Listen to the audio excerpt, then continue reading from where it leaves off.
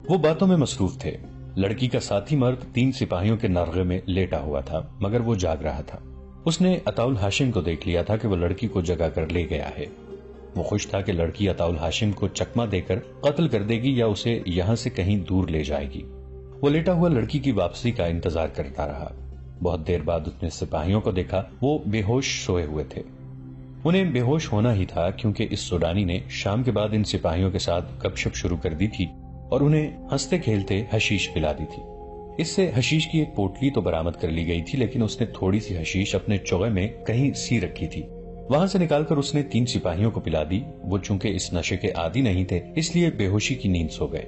یہ سوڈانی رات کو بھاگنے کے جتن کر رہا تھا۔ اس نے دیکھا کہ لڑکی عطاء الہاشم کے پاس بیٹھی ہوئی ہے اور بہت دیر گزر گئی ہے، تو وہ سمجھا کہ لڑکی اس مسلمان کمانڈر کو دور نہیں لے جا سکی، لہذا اس شخص کو یہیں ختم کر دیا جائے۔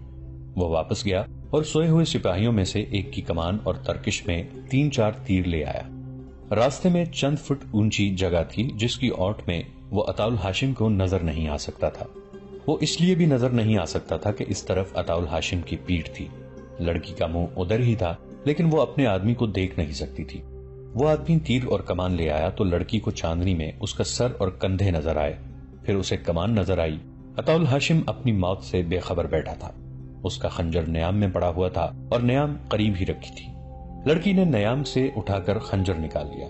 عطاء الہاشم جھپٹ کر اس سے خنجر چھیننے ہی لگا تھا کہ لڑکی نے نہایت تیزی سے گھٹنوں کے بل ہو کر اپنے آدمی کی طرف پوری طاقت سے خنجر پھینکا۔ فاصلہ چند گز کا تھا۔ ادھر سے آہ کی آواز سنائی دی۔ خنجر سوڈانی کی شہرگ میں اتر گیا تھا۔ اس نے زخمی ہوتے ہی تیر چلا دیا۔ نشانہ چوک جانا ضروری تھا۔ تیر کا زناٹا عطاء الہاشم کے قریب سے گزرا اور دھک کی آواز سنائی دی۔ اس نے دیکھا کہ تیر لڑکی کے سینے میں اتر گیا تھا۔ وہ دوڑ کر اس کی طرف گیا جس طرف خنجر گیا اور تیر آیا تھا۔ وہاں سوڈانی اپنی شہرگ سے خنجر نکال رہا تھا۔ اس نے خنجر نکال لیا اور اٹھا۔ اس خطرے کے پیش نظر کہ وہ حملہ کرے گا، عطاء الہاشم نے اچھل کر اس کے پہلو میں دونوں پاؤں جوڑ کر مارے۔ سوڈانی دور جا پڑا، عطاء الہاشم میں گرا اور فوراً اٹھ کھڑا ہوا۔ سوڈانی نہ اٹھ سکا، اس کی شہرگ سے خون ابل ابل کر نکل رہا تھا۔ عطاء الہاشم نے خنجر اٹھایا اور لڑکی کے پاس گیا۔ لڑکی سینے میں اپنے ہی ساتھی اور محافظ کا تیر لیے اطمینان سے پڑی تھی۔ وہ ابھی زندہ تھی، تیر نکالنے کا کوئی انتظام نہیں تھا۔ لڑکی نے عطاء الہاشم کا ہاتھ پکڑ لیا اور کراہتی ہوئی آواز میں بولی، میں نے تمہاری جان بچائی ہے، اس کے عوض اپنے خدا سے کہنا کہ میری روح کو اپنے پناہ میں لے لے۔ میرے جسم کی طرح میری روح بھی ان صحراؤں میں نہ بھٹکتی رہے۔ میری عمر گناہوں میں گزری ہے، مجھے یقین دلاؤ کہ خدا اس ایک نیکی کے بدلے میرے سارے گناہ بخش دے گا۔ میرے سر پر اسی طرح ہاتھ پھیرو جس طرح اپنی بیٹی کے سر پر پھیرا کرتے ہو۔ عطاء الہاشم نے اس کے سر پر ہاتھ پھیر کر کہا، اللہ تیرے گناہ بخش دے، تجھ سے گناہ کروائے گئے ہیں، تو بے گناہ ہے، تجھے کسی نے نیکی کی روشنی دکھائی ہی نہیں۔ لڑکی نے درد کی شدت سے کراہتے ہوئے عطاء الہاشم کا ہاتھ مضبوطی سے پکڑ لیا اور بڑی تیزی سے بولنے لگی۔ اس نے کہا، یہاں سے 3 کوس دور سوڈانیوں کا ایک اڈا ہے، وہ لوگ آپ سب کو ختم کرنا چاہتے ہیں، اور غور سے سنو، آپ کی فوج اتنی زیادہ پھیل گئی ہے کہ اس کی قسمت میں اب موت یا قید ہے۔ آپ کے ہر ایک کمانڈر اور ہر ایک ٹولی کے پیچھے مجھ جیسی لڑکیاں یا مرد لگے ہوئے ہیں۔ میں اس لڑکی کے ساتھ آپ کے 4 کمانڈروں کو پھانس کر ختم کرا چکی ہوں۔ مصر کی فکر کرو، صلیبیوں نے وہاں بڑے ہی خطرناک اور خوبصورت جال بچھا دیے ہیں۔ آپ کی قوم اور فوج میں ایسے مسلمان حاکم موجود ہیں جو صلیبیوں کے تنخواہ دار جاسوس اور ان کے وفادار ہیں۔ انہیں مجھ جیسی لڑکیاں اور بے پناہ دولت دی جا رہی ہے۔ مصر کو بچاؤ، سوڈان سے نکل جاؤ، اپنے غداروں کو پکڑو۔ میں کسی کا نام نہیں جانتی، جو معلوم تھا بتا دیا ہے۔ آپ پہلے مرد ہیں جس نے مجھے بیٹی کہا ہے۔ آپ نے مجھے باپ کا پیار دیا ہے۔ میں اس کا معاوضہ یہی دے سکتی ہوں کہ آپ کو خطروں سے آگاہ کر دوں۔ اپنے بکھرے ہوئے دستے کو اکٹھا کر لو اور حملہ کرنے کے لیے تیار ہو جاؤ۔ 2-3 دنوں میں آپ پر حملہ ہوگا۔ فاطمیوں اور فدائیوں سے بچو، انہوں نے مصر میں بہت سے ایسے حاکموں کو قتل کرنے کا منصوبہ تیار کر لیا ہے جو صلاح الدین ایوبی اور اپنی قوم کے وفادار ہیں۔ لڑکی کی آواز ڈوبتی اور رکتی گئی اور ایک لمبے سانس کے بعد وہ ہمیشہ کے لیے خاموش ہو گئی۔ صبح طلوع ہوئی تو عطاء الہاشم دونوں لاشوں اور زندہ لڑکی کو ساتھ لے کر تقی الدین کے پاس چلا گیا۔ اسے سارا واقعہ سنایا اور لڑکی کی آخری باتیں بھی سنائی۔ تقی الدین پہلے ہی پریشان تھا، وہ سٹ پٹا اٹھا۔ اس نے کہا، اپنے بھائی کی اجازت اور ہدایت کے بغیر میں پسپا نہیں ہونا چاہتا۔ میں نے ایک ذمہ دار ذہین کمانڈر کو کرک بھیجا ہے، اس کی واپسی تک ثابت قدم رہوں۔ سلطان ایوبی نے قاصد کمانڈر کی بیان کی ہوئی جنگی صورتحال پر غور کیا تو اپنے مشیروں کو بلا کر انہیں بھی تفصیل سنائی۔ انہوں نے کہا، بکھری ہوئی فوج کو یکجا کر کے پیچھے ہٹانا آسان کام نہیں، دشمن انہیں یکجا نہیں ہونے دے گا۔ پسپائی سے اس فوج کے جذبے پر بھی برا اثر پڑے گا جو مصر میں ہے اور جو یہاں میرے ساتھ ہے، اور قوم کا دل ٹوٹ جائے گا، مگر حقائق سے فرار بھی ممکن نہیں۔ اپنے آپ کو فریب دینا بھی خطرناک ہے۔ حقائق کا تقاضا یہ ہے کہ تقی الدین اپنی فوج کو واپس لے آئے۔ ہم اسے کمک نہیں دے سکتے، ہم کرک کا محاصرہ اٹھا کر اس کی مدد کو نہیں پہنچ سکتے۔ میرے بھائی نے بہت بڑی غلطی کی ہے، بڑی ہی قیمتی فوج ضائع ہو رہی ہے۔ یہ ذاتی وقار کا مسئلہ نہیں بننا چاہیے، ایک اعلیٰ حاکم نے کہا۔ ہمیں سوڈان کی جنگ سے دستبردار ہونے کا فیصلہ کرنا چاہیے۔ قائدین اور حکام کے غلط فیصلوں سے فوج بدنام ہو رہی ہے۔ ہمیں قوم کو صاف الفاظ میں بتا دینا چاہیے کہ سوڈان میں ہماری ناکامی کی ذمہ داری فوج پر عائد نہیں ہوتی۔ بلا شبہ یہ میرے بھائی کی غلطی ہے، سلطان ایوبی نے کہا، اور یہ میری بھی غلطی ہے کہ میں نے تقی الدین کو اجازت دی تھی کہ حالات کے مطابق جو کارروائی مناسب سمجھے مجھ سے پوچھے بغیر کر گزرے۔ اس نے اتنی بڑی کارروائی حقائق کا جائزہ لیے بغیر کر دی اور اپنے آپ کو دشمن کے رحم و کرم پر چھوڑ دیا۔ میں اپنی اور اپنے بھائی کی لغزشوں کو اپنی قوم سے اور نور الدین زنگی سے چھپاؤں گا نہیں۔ میں تاریخ کو دھوکہ نہیں دوں گا۔ میں اپنے کاغذات میں تحریر کراؤں گا کہ اس شکست کی ذمہ دار فوج نہیں ہم تھے، ورنہ ہماری تاریخ کو آنے والے حکمران ہمیشہ دھوکہ دیں گے۔ میں سلطنت اسلامیہ کے آنے والے حکمرانوں کے لیے یہ مثال قائم کرنا چاہتا ہوں کہ وہ اپنی لغزشوں پر پردہ ڈال کر بے گناہوں کو تاریخ میں ذلیل نہ کریں۔ یہ ایسی غلطی اور ایسا فریب ہے جو کرۂ ارض پر اسلام کو پھیلنے کی بجائے سکڑنے پر مجبور کرے گا۔ سلطان ایوبی کا چہرہ لال ہو گیا، ان کی آواز کانپنے لگی، یوں معلوم ہوتا تھا جیسے وہ اپنی زبان سے پسپائی کا لفظ کہنا نہیں چاہتے۔ وہ کبھی پسپا نہیں ہوئے تھے، انہوں نے بڑی ہی مشکل حالات میں جنگیں لڑی تھیں، مگر اب حالات نے انہیں مجبور کر دیا تھا۔ انہوں نے تقی الدین کے بھیجے ہوئے کمانڈر سے کہا، تقی الدین سے کہنا کہ اپنے دستوں کو سمیٹو اور انہیں تھوڑی تھوڑی نفری میں پیچھے بھیجو۔ جہاں دشمن تعاقب میں آئے وہاں جم کر لڑو، اور اس انداز سے لڑو کہ دشمن تمہارے تعاقب میں مصر میں داخل نہ ہو جائے۔ دستے جو مصر میں پہنچ جائیں انہیں اکٹھا رہنے کا حکم دو تاکہ مصر پر دشمن حملہ کرے تو اسے روک سکو۔ محفوظ پسپائی کے لیے چھاپا ماروں کو استعمال کرو، کسی دستے کو دشمن کے گھیرے میں چھوڑ کر نہ آنا۔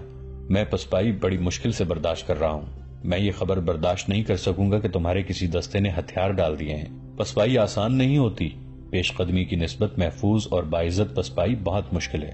حالات پر نظر رکھنا، تیز رفتار قاصدوں کی ایک فوج اپنے ساتھ رکھنا۔ میں تحریری پیغام نہیں بھیج رہا کیونکہ خطرہ ہے کہ تمہارا قاصد راستے میں پکڑا گیا تو دشمن کو معلوم ہو جائے گا کہ تم پسپا ہو رہے ہو۔ سلطان ایوبی نے قاصد کمانڈر کو بہت سی ہدایات دیں اور اسے رخصت کر دیا۔ اس کے گھوڑے کے قدموں کی آواز ابھی سنائی دے رہی تھی کہ زاہدان خیمے میں داخل ہوا اور کہا کہ قاہرہ سے ایک قاصد آیا ہے۔ سلطان ایوبی نے اسے اندر بلا لیا۔ وہ انٹیلیجنس کا عہدیدار تھا، وہ مصر کے اندرونی حالات کے متعلق حوصلہ شکن خبر لایا تھا۔ اس نے بتایا کہ وہاں دشمن کی تخریب کاری بڑھتی جا رہی ہے۔ علی بن سفیان اپنے پورے محکمے کے ساتھ شب و روز مصروف رہتا ہے۔ حالات ایسے ہو گئے کہ فوجی بغاوت کا خطرہ پیدا ہو گیا ہے۔ سلطان ایوبی کے چہرے کا رنگ ایک بار تو اڑ ہی گیا۔ اگر صرف مصر کا غم ہوتا تو پرواہ نہ کرتے، انہوں نے مصر کو بڑے ہی خطرناک حالات سے بچایا تھا۔ صلیبیوں اور فاطمیوں کی تخریب کاری کی بڑی ہی کاری ضربیں بیکار کی تھیں۔ سمندر کی طرف سے صلیبیوں کا بڑا ہی شدید حملہ روکا تھا۔ خلیفہ تک کو معزول کر کے نتائج کا سامنا دلیری اور کامیابی سے کیا تھا، مگر اب کرک کو محاصرے میں لے کر وہ وہاں پابجولہ ہو گئے تھے۔ وہاں سے ان کی غیر حاضری میدان جنگ کا پانسا ان کے خلاف پلٹ سکتی تھی۔ کرک کے محاصرے کے علاوہ انہوں نے قلعے کے باہر صلیبیوں کی فوج کو گھیرے میں لے رکھا تھا۔ یہ فوج گھیرا توڑنے کی کوشش میں حملے پہ حملہ کیا جا رہی تھی۔ وہاں خونریز جنگ لڑی جا رہی تھی۔ سلطان ایوبی اپنی خصوصی چالوں سے دشمن کے لیے آفت بنے ہوئے تھے۔ ایسی جنگ ان کی نگرانی کے بغیر نہیں لڑی جا سکتی تھی۔ ادھر سودان کی صورتحال نے بھی مصر کو خطرے میں ڈال دیا تھا۔ یہ ایک اضافی مسئلہ پیدا ہو گیا تھا۔ سلطان ایوبی کو یہ خطرہ نظر آ رہا تھا کہ تقی الدین نے بھاگنے کے انداز سے پسپائی کی تو دشمن کی فوج اس کی فوج کو وہیں ختم کر دے گی اور سیدھی مصر میں داخل ہو جائے گی۔ مصر میں جو فوج تھی وہ حملے کو روکنے کے لیے کافی نہیں تھی۔ ادھر کرک کے محاصرے کی کامیابی یا جلدی کامیابی مخدوش نظر آ رہی تھی۔ دونوں محاذوں کی کیفیت میں مصر میں بغاوت کے خطرے کی خبر ایسی چوٹ تھی جس نے سلطان ایوبی کے پاؤں ہلا دیے۔ وہ کچھ دیر سر جھکائے ہوئے خیمے میں ٹہلتے رہے، پھر انہوں نے کہا، میں صلیبیوں کی تمام تر فوج کا مقابلہ کر سکتا ہوں، اس فوج کا بھی جو انہوں نے یورپ میں جمع کر رکھی ہے، مگر میری قوم کے یہ چند ایک غدار مجھے شکست دے رہے ہیں۔ کفار کے یہ ہواری اپنے آپ کو مسلمان کیوں کہلاتے ہیں؟ وہ غالباً جانتے ہیں کہ انہوں نے مذہب تبدیل کر لیا تو عیسائی انہیں یہ کہہ کر دھتکار دیں گے کہ تم غدار ہو، ایمان فروش ہو، اپنے مذہب میں رہو، ہم سے اجرت لو اور اپنی قوم سے غداری کرو۔ وہ خاموش ہو گئے۔ ان کے خیمے میں جو افراد موجود تھے وہ بھی خاموش تھے۔ سلطان ایوبی نے سب کو باری باری دیکھا اور کہا، خدا ہم سے بڑا ہی سخت امتحان لینا چاہتا ہے۔ اگر ہم سب ثابت قدم رہے تو ہم خدا کے حضور سرخرو ہوں گے۔ انہوں نے اپنی ساتھیوں کا حوصلہ بڑھانے کے لیے یہ بات کہہ دی، لیکن ان کا چہرہ بتا رہا تھا کہ ان پر گھبراہٹ طاری ہے جسے وہ چھپانے کی کوشش کر رہے ہیں۔ سلطان ایوبی کو اتنا ہی بتایا گیا تھا کہ مصر میں بغاوت کا خطرہ ہے اور صلیبیوں کی تخریب کاری بڑھتی جا رہی ہے۔ انہیں تفصیل نہیں بتائی گئی تھی۔ تفصیلات بڑی ہی خوفناک تھیں۔ ان کی غیر حاضری سے فائدہ اٹھاتے ہوئے مسلمان حکام میں سے 3-4 صلیبیوں کے ہاتھوں میں کھیل رہے تھے۔ تقی الدین نے سوڈان پر حملہ کیا تو چند دن بعد اس نے رسد مانگی۔ قاصد نے کہا تھا کہ زیادہ سے زیادہ رسد فوراً بھیج دی جائے، مگر 2 روز تک کوئی انتظام نہ کیا گیا۔ جو حاکم رسد کی فراہمی اور ترسیل کا ذمہ دار تھا اس سے باز پرس ہوئی تو اس نے یہ اعتراض کیا کہ بیک وقت 2 محاذ کھول دیے گئے ہیں۔ 2 محاذوں کو رسد کہاں کہاں سے دی جا سکتی ہے؟ ایک ہی طریقہ ہے کہ مصر میں جو فوج ہے اسے بھوکا رکھا جائے، بازار سے سارا اناج اٹھا کر قاہرہ کے باشندوں کے لیے قحط پیدا کر دیا جائے اور محاذوں کا پیٹ بھرا جائے۔ یہ ایک اعلیٰ رتبے کا حاکم تھا، مسلمان تھا اور سلطان ایوبی کے مصاحبوں میں سے تھا۔ اس کی نیت پر شک نہیں کیا جا سکتا تھا۔ اس کی بات سچ مان لی گئی کہ اناج وغیرہ کی واقعی کمی ہے۔ تاہم اسے کہا گیا کہ جس طرح ہو سکے محاذ پر لڑنے والے فوجیوں کو رسد ضرور پہنچے۔ اس حاکم نے انتظام کر دیا مگر 2 اور دن ضائع کر دیے۔ 5ویں روز رسد کا قافلہ روانہ ہوا۔ یہ اونٹوں اور خچروں کا بڑا ہی لمبا قافلہ تھا۔ مشورہ دیا گیا کہ قافلے کے ساتھ فوج کا ایک گھڑ سوار دستہ حفاظت کے لیے بھیجا جائے۔ اس حاکم نے جو رسد فراہم کرنے کا ذمہ دار تھا فوج کا دستہ بھیجنے پر اعتراض کیا اور جواز یہ پیش کیا کہ تمام رستہ محفوظ ہے، اس کے علاوہ مصر میں فوج کی ضرورت ہے، چنانچہ رسد حفاظتی دستے کے بغیر بھیج دی گئی۔ روانگی کے 6 روز بعد اطلاع آ گئی کہ رسد راستے میں ہی سوڈان میں دشمن کی گھات میں آ گئی ہے۔ سوڈانی رسد بما جانوروں کے لے گئے ہیں اور انہوں نے تمام شتربانوں کو قتل کر دیا ہے۔ قاہرہ ہیڈ کوارٹر کے حکام پریشان ہو گئے۔ رسد کا ضائع ہونا معمولی سی چوٹ نہیں تھی۔ سوڈانی میدان جنگ میں فوج کی ضرورت کا احساس ان کی پریشانی میں اضافہ کر رہا تھا۔ انہوں نے ذمہ دار حاکم سے کہا کہ وہ فوری طور پر اتنی ہی رسد کا انتظام کرے۔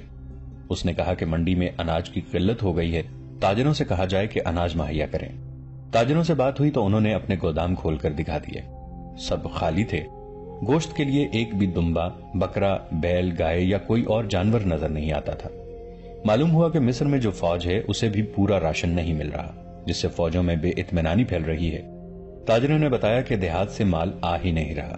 علی بن سفیان کی جاسوسی کا انتظام بڑا اچھا تھا۔ یہ انکشاف جلدی ہو گیا کہ باہر کے لوگ دیہات میں آتے ہیں اور وہ اناج اور بکرے وغیرہ منڈی کی نسبت زیادہ دام دے کر خرید لے جاتے ہیں۔ اس کا مطلب یہ تھا کہ اناج وغیرہ ملک سے باہر جا رہا تھا۔ تب سب کو یہ خیال آیا کہ 3-4 سال قبل سلطان ایوبی نے مصر کی پہلی فوج کو، جس میں سوڈانی باشندوں کی اکثریت تھی، بغاوت کے جرم میں توڑ کر اس کے افسروں اور سپاہیوں کو سرحد کے ساتھ ساتھ قابل کاشت اراضی دے کر کاشتکار بنا دیا تھا۔ وہ لوگ اب مصری حکومت کو اور منڈیوں کو اناج دیتے ہی نہیں تھے۔ یہ سوڈان پر حملے کا رد عمل تھا۔ یہ انقلاب 6-7 دنوں میں آ گیا تھا۔ اناج کی فراہمی کا کام فوج کو سونپا گیا۔ دن رات کی بھاگ دوڑ سے تھوڑا سا اناج ہاتھ آیا جو فوج کی حفاظت میں سوڈان کے محاذ کو روانہ کر دیا گیا۔ بالائی حکام کے لیے رسد کا مسئلہ بہت ٹیڑھا ہو گیا۔ اس سے پہلے ایسی قلت کبھی نہیں ہوئی تھی۔ انہیں یہ ڈر بھی تھا کہ سلطان ایوبی نے رسد مانگ لی تو کیا جواب دیں گے۔ سلطان ایوبی کبھی بھی تسلیم نہیں کریں گے کہ مصر میں اناج کا قحط پیدا ہو گیا ہے۔ اس مسئلے کا حل تلاش کرنے کے لیے 3 حکام کی ایک کمیٹی بنائی گئی۔ ان میں انتظامیہ کے بڑے عہدے کا ایک حاکم سلیم ادریس تھا۔ اس دور کی غیر مطبوعہ تحریروں کے مطابق الادریس اس کمیٹی کا سربراہ تھا۔ دوسرے 2 اس سے ایک ہی درجہ کم عہدے کے غیر فوجی شہری انتظامیہ کے حاکم تھے۔ رات کے وقت یہ تینوں پہلے اجلاس میں بیٹھے تو 2 نے الادریس سے کہا کہ سلطان ایوبی نے 2 محاذ کھول کر سخت غلطی کی ہے اور تقی الدین ہاری ہوئی جنگ لڑ رہا ہے۔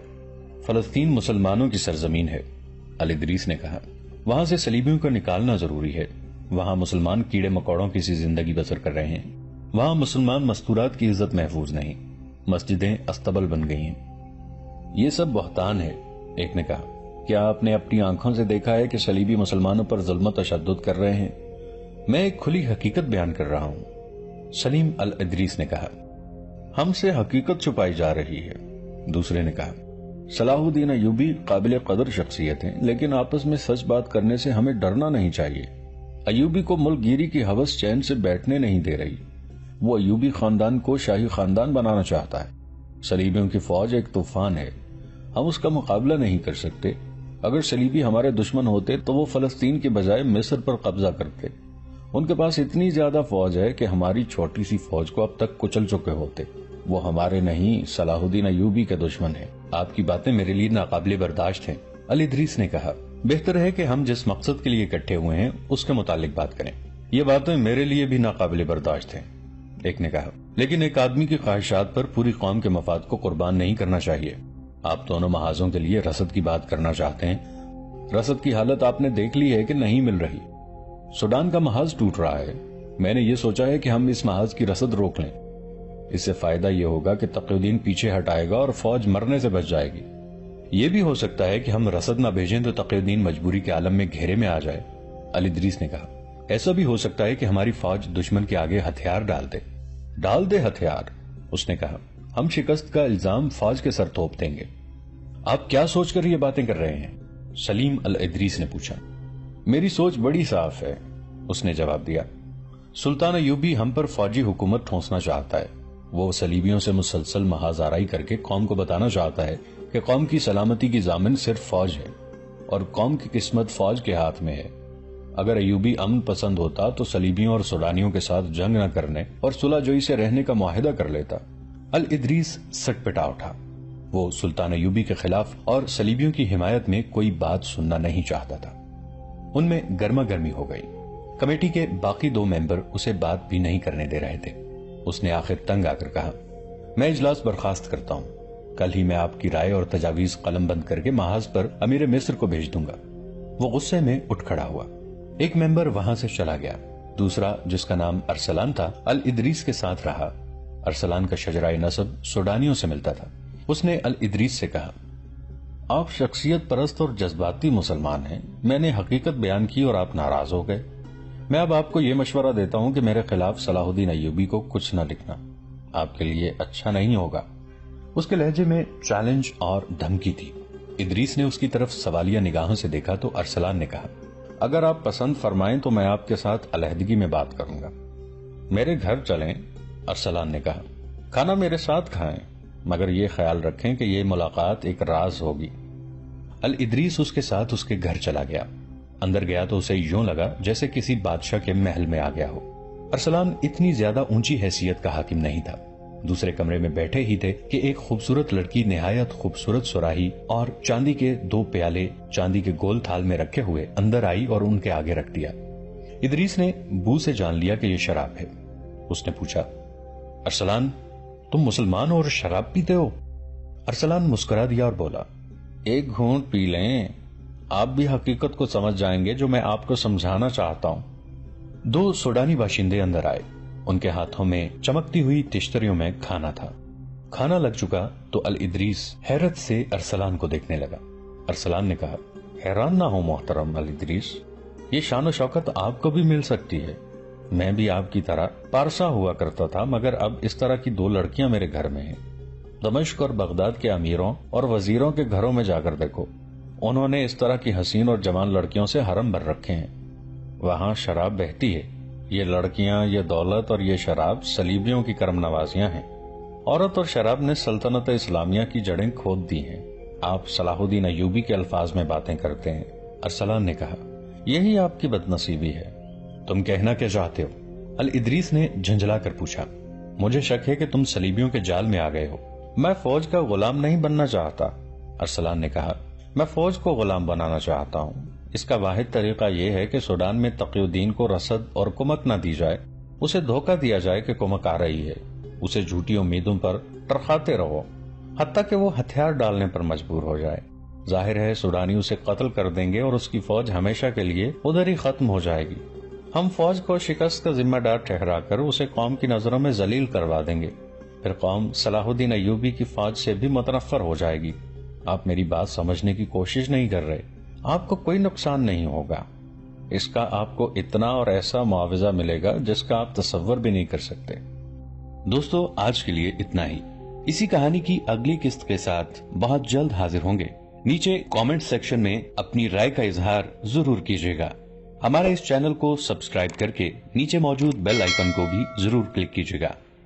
اگلی ملاقات تک کے لیے ہمارا اور آپ کا اللہ نگہبان۔